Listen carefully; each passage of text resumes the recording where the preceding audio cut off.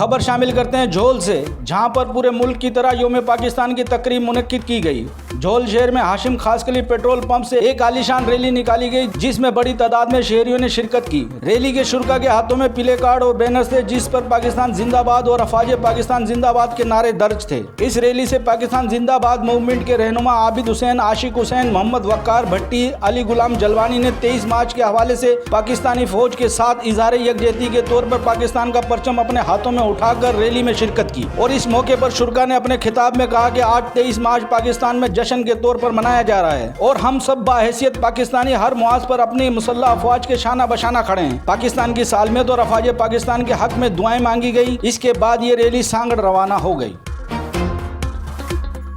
मजीद खबरों और अपडेट के लिए विजिट करें हमारा YouTube चैनल HRJDO न्यूज़।